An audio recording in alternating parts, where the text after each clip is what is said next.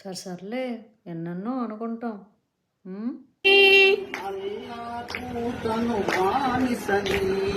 అల్లాకు తను బానిసని జగతికి అల్లా మూలమని అల్లాకు తను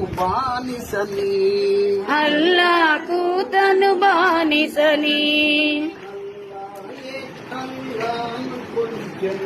అల్లాయే అల్లాను కొలిచెను. చక్కగా ఉన్నారు, మంచిగా చీరలు కట్టుకున్నారు, సాంప్రదాయంగా పెద్ద పెద్ద బూట్లు ఎట్టుకున్నారు. ఎందుకు తీసేయండి. మీరు పాడే పాటకి, దాని మీనింగ్కి, మీ వస్త్రధారణకి సంబంధం ఉందా? అయినా నాకెందుకులే. ఒక వింతేనో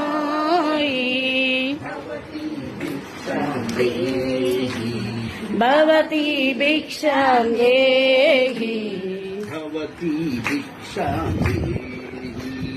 భవతి భిక్షాం దేహి అన్నట్టు భవతి భిక్షాం దేహి ఏంటి? ఎందుకు కొడుక్కుంటున్నారు మీరు?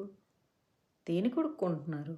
మీరు ఎప్పుడు బికారీలు అయిపోయారు? లక్షణంగా ఉన్నారు కదా, చక్కగా చూస్తే భర్త పిల్లలు సంసారం అందరూ ఉన్నట్టున్నారుగా. ఈ భవతి భిక్షాం దేహి దేనికి? దేని కొడుక్కుంటున్నారు? ఏం భిక్ష కావాలి మీకు? ఇటు అయిపోతారనే కదా నా బాధ. అయిపోయారు ఆల్రెడీ. మీరే పిచ్చం అడుక్కుంటున్నారు. ఎందుకు అడుక్కుంటున్నారు? అయినా సరే నేను మాట్లాడకూడదు. మీ ఒక్కళ్ళకే రాజ్యాంగం 19A ఆర్టికల్ ఇచ్చింది, ఫ్రీడమ్ ఆఫ్ స్పీచ్. అంటే మూఢనమ్మకాలు పారద్రోలాలి, సమాజాన్ని పాడు చేసేటటువంటి చెడు విషయాలు దుష్ప్రచారాలను ఆపాలి అని. సర్లే, మీ సావు మీరు సావండి. మీరు అందరు సాంప్రదాయాన్ని శుద్ధపూసలు. నేను ఒక్కదాన్నే సమాజాన్ని చెడగొడుతున్నాను. మీ అందరితో తిట్టించుకొని ఎందుకు గోల? మీ బతుకు ఏడన్న పడి అడుక్కోండి. భవతి భిక్షాం దేహి అని అడుక్కుంటున్నారుగా.